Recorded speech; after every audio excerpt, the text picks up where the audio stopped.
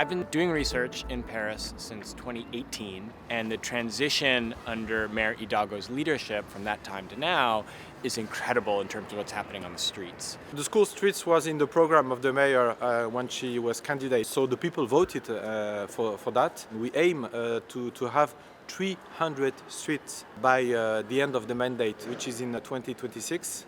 And we already have 180 streets that were transformed like this street. This is a school street, like about 180 school streets that have been redesigned and completely pedestrianized. The idea, of course, is to cut the through traffic, to get people to go to school on foot, children and parents. This used to go all the way there, and you were able to go all the way there, and now they just completely cut it off, and it has become a pleasant space. It's the Copernican revolution. Before, the middle of the street used to be the most dangerous spot, and now the middle of the street has become the most pleasant spot where people want to be, with shade, with greenery, with life. The school streets are so amazing because they have many of them, and you think, well, that's a great job, well done, but they just keep showing up with new ones and new ones. So you'll turn around a corner and say, well, this is a school street now? Over the course of 6 months, they managed to convert it. You're seeing two really important things happen.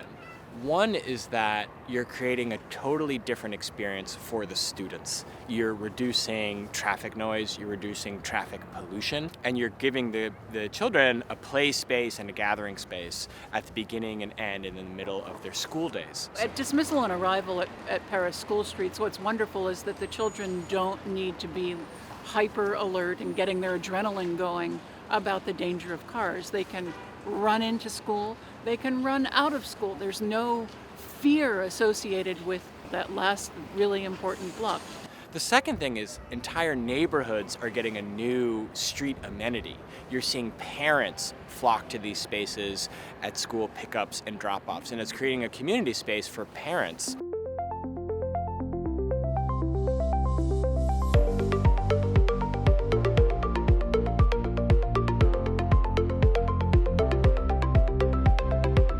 Basically, the program School for Streets has two goals for this mandate. The first goal is 300 streets pacified, and the second goal is 100 streets that are fully built out, as we call phase 2. So this street is basically the phase 1 of our program, School Streets. When we come and talk to the people of the neighborhood about the fact that we want to close their streets, most of the time they are scared about like what the traffic is gonna react to this closure. So what we offer is that basically a phase 1, we just say that we will put like fences all around like the pedestrian area to close it. We see how does it live, if it creates a lot of problem in the neighborhood. And then if it works, we do the proper designing of the street that you know, where everything is like flat and clear and with more trees and more greenery. I think once people have the experience of living on a school street, of seeing the children, of having a public space that's right in front of their apartment or their condo, they're excited about it, they like it. What they found in every single case is that community members, once they see these things in the ground, they see how the students benefit, they see how parents love it, they see how it creates a new community amenity. That then gives Paris the go-ahead to create more permanent solutions. This street was pedestrianized 2 years ago. You can have a school here, and before it was just an ordinary street. On both sides cars parked, and now you have just a pedestrian street with vegetation and trees that were planted.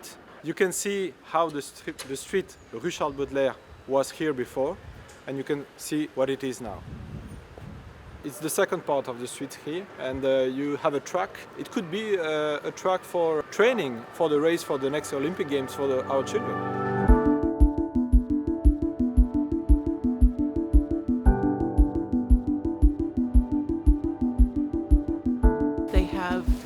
Palette of materials. So all of the paving, all of the street furnishings, all of the trees and the lights are of a kind. And make them consistent, because then people know what to expect in a school street. And the designers can play with them, they can play with the materials, with the width of the street. People want to have an access also to the nature and to nature in our cities. So this is our answer.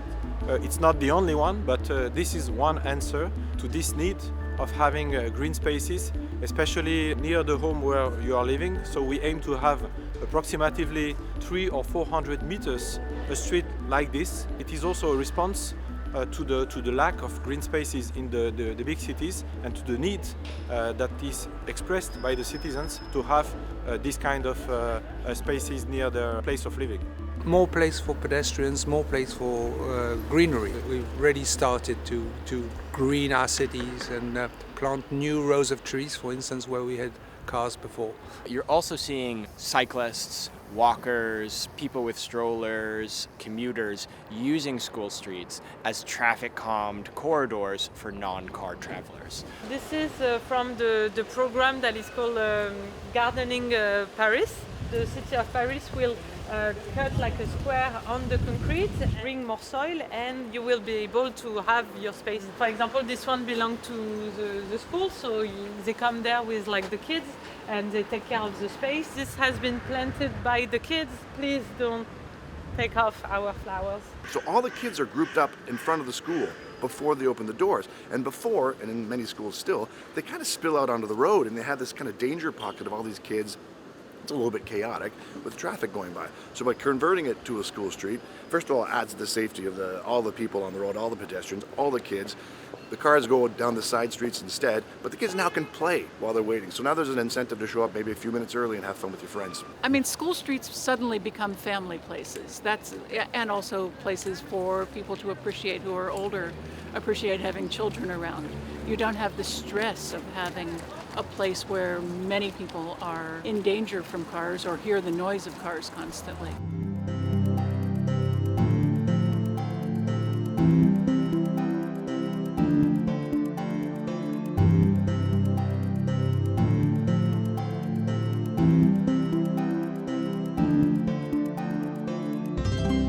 With the school, we ask the students what do they prefer, which kind of colorful thing they prefer.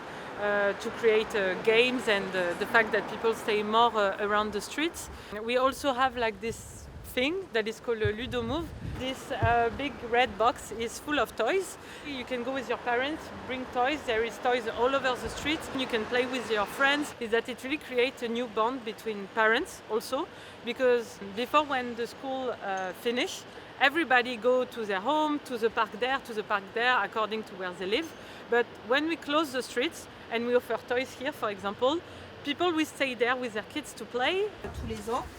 Donc là, il y a toutes les ludothèques itinérantes. Okay. And she explained me that municipality of Paris buy these kind of boxes that are full of games, toys, board game, and they try to identify if there is association in the local district that would like to take care of it.